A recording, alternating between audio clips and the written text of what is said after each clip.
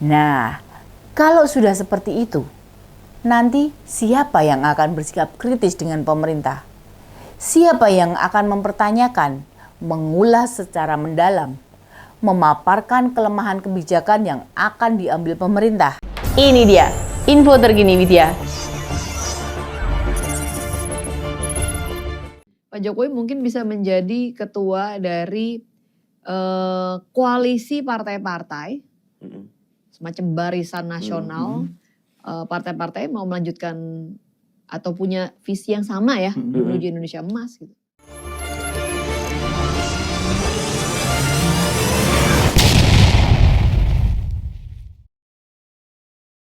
Tanpa perlu menunggu lama, hubungan Jokowi dan Prabowo memanas. Yang pasti di koalisi partai-partai pendukung Prabowo Gibran sedang berebut pengaruh, berebut mimpin koalisi, berebut jadi komandannya pasukan. Pastinya Prabowo nggak akan diem ngelihat Jokowi pengen punya pengaruh besar. Dia pengen semua partai mesti di bawah konsolidasi dirinya. Tapi ini semua disadari parpol. Prabowo gagap ngadepi perubahan politik. Lah sekarang aja mestinya saat tepat dia mulai ambil banyak peran. Malah banyak diem. Situasi politik kan jadi ngambang, serba tidak pasti. Yang bisa dipastikan ya hanya proses KPU RI ngitung suara perolehan partai dan capres saja tuh.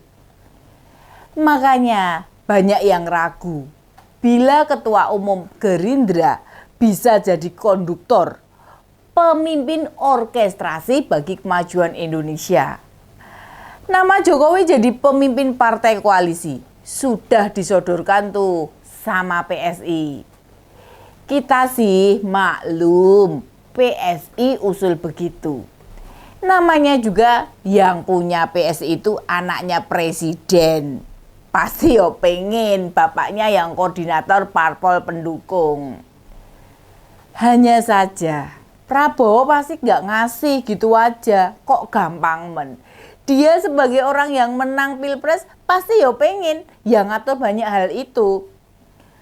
Perebutan koordinator ini dilihat dari sisi lain, bakal mengancam keutuhan partai-partai pendukung macam Gerindra, macam Golkar, PAN, Demokrat, Gelora, Prima, ada PSI dan Garuda. Jokowi hanya kuat di PSI dan selama masih menjadi presiden. Namun, kalau jabatan itu sudah diserahkan ke Prabowo, dia nggak bisa apa-apa. Makanya, usulan Jokowi jadi pemimpin koalisi itu hanya permainan Jokowi sendiri. Supaya nggak kehilangan legitimasi. Ben masih punya pengaruh pada partai politik. Kan PDI Perjuangan sudah nggak dianggap. Pengen jadi ketua umum Golkar, kayaknya juga mulai dapat perlawanan. Masuk ke PAN, hampir nggak mungkin. Nggak ada menarik-nariknya belas. Ke Demokrat yo mesti bertarung lawan Pak BY toh. Satu-satunya jalan yo akhirnya jadi koordinator koalisi partai pendukung. Seolah-olah mengayomi, melindungi, menjaga, maupun memperjuangkan kepentingan mereka. Lah pertarungan antara Jokowi Prabowo ini makin menguat kondisi kita. Membuat kondisi bangsa Indonesia ini tenggelam dengan persoalan-persoalan politik yang tidak penting. Lebih banyak ribut persoalan internal partai tinimbang naiknya harga-harga kebutuhan pokok. Bila kita ini mau sadar ya, apa sih urgensi usulan Sisgris ini? Mau bikin struktur baru begitu? Posisi koordinator yang dimaksud Sisgris tidak diakui dalam undang-undang politik loh. Makin aneh. Emang cara partai berlambang mawar ini bermanuver. PSI memang akhir-akhir ini santer jadi bahan perbincangan. Terutama saat perolehan suaranya melejit tiba-tiba. Alias makwus, ngebut. Membuat politik bertanya-tanya. Karena secara logika tidak masuk akal suara pemilu partai kecil itu dalam 3 hari lebih dari 3,12%. Dan sekarang kita tak tahu lagi berapa total suara PSI secara nasional. Dan website KPU tak lagi menampilkan gambar diagram perolehan suara partai. Nah, nanti bakal tiba-tiba partai itu bisa menembus ambang batas parlemen. Bahkan bisa menyalip P3, menyalip di tikungan, menggunting dalam lipatan. Mak jegagi melebihi syarat batas minimal parlemen. Wes, di bawah kepemimpinan putra bungsu Jokowi, Kaisang Pangarep, memang PSI punya arep-arep atau harapan atau cita-cita ingin masuk Senayan. Angka 4% ini kan menjadi syarat utama terwujudnya cita-cita tersebut. Tidak hanya PSI yang yakin masuk parlemen, Pak Jokowi sendiri berulang menyebut PSI akan masuk Senayan. Hayo, siapa yang bisa ngalangin kemauannya Pak Jokowi sekarang? Nggak ada lah, nggak ada yang bisa. Semua keinginannya itu buktinya bisa diwujudkan kok. Lalu saat sorotan tajam ke suara PSI yang melejit dan disinyalir ada yang tidak beres dalam sirekapnya KPU, PSI tanpa sebab apapun menjagokan Jokowi memimpin koalisi. Jokowi sendiri meskipun tidak memegang jabatan di partai manapun, termasuk dalam koalisi, tetapi dukungan atau keberpihakan kepada Prabowo Gibran tidak ada yang meragukan. Bahkan nih, banyak yang bilang kalau kemenangan Prabowo Gibran karena campur tangan atau cawe-cawe Pak Jokowi. Jadi, tanpa Pak Jokowi akan sulit bagi paslon nomor urut 2 itu memenangi Pilpres.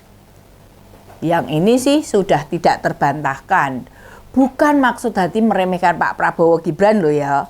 Tetapi faktanya Jokowi efek itu memang memberikan efek, ngefek sekali. Punya pengaruh besar kemenangan paslon nomor urut 2 ini. Itulah alasan PSI menjagokan Jokowi karena menganggap Pak Jokowi ini luar biasa. Seolah-olah penting sekali hingga dianggap mampu menjadi jembatan bagi semua partai. Terlebih, partai-partai itu memiliki kesamaan visi menuju Indonesia emas.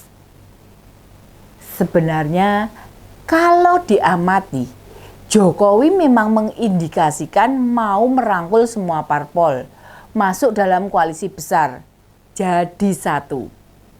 Meskipun kelak Jokowi bukan lagi presiden, tetapi langkah politik Jokowi seperti ingin memastikan program-program dan kebijakan penerusnya kelak akan mudah terrealisasi dan tidak ada hambatan dari parpol yang berada di luar koalisi.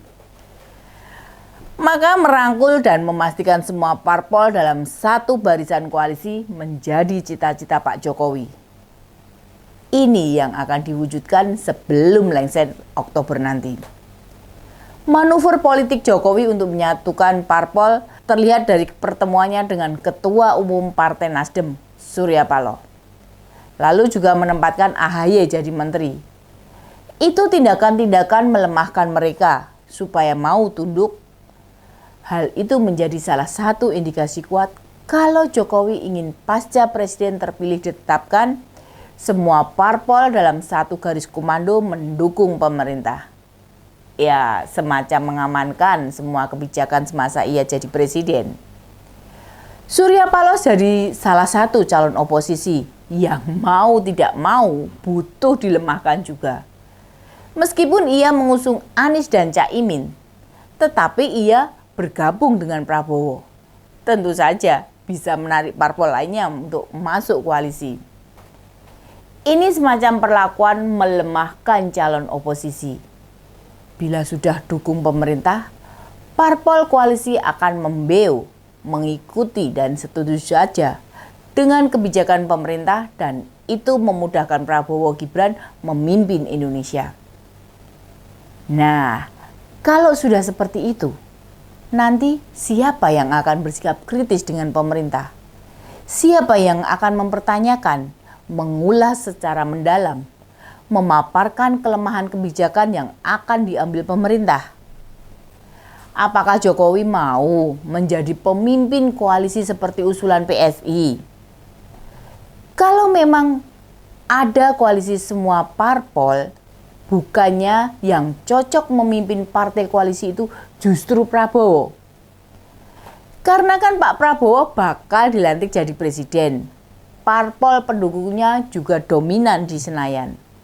Sementara kalau Jokowi yang mimpin atau sebagai ketua koalisi, mewakili siapa? Mewakili parpol apa? Kan Pak Jokowi bukan ketua parpol. Masa sih mewakili PSI sebagai apa coba? Klaim partainya Jokowi. Mungkin saja, bisa jadi itu. Lucu banget memang. Koalisi parpol pendukung pemerintah dipimpin koordinator yang bukan pengurus partai manapun. Parah.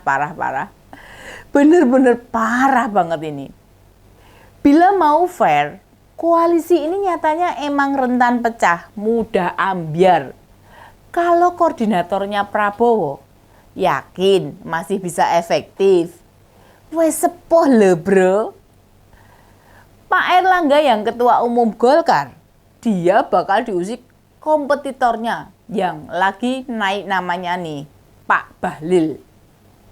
Nah, siapa yang benar-benar terpilih? Sebenarnya tinggal ngelihat Golkar lebih dekat kemana. Apakah mendekat ke istana? Atau malah merapat ke Prabowo? Kita tunggu saja perkembangan selanjutnya. Demikian info terkini Widya, sampai ketemu lagi di Ini Dia, info terkini Widya selanjutnya. Salam cerdas.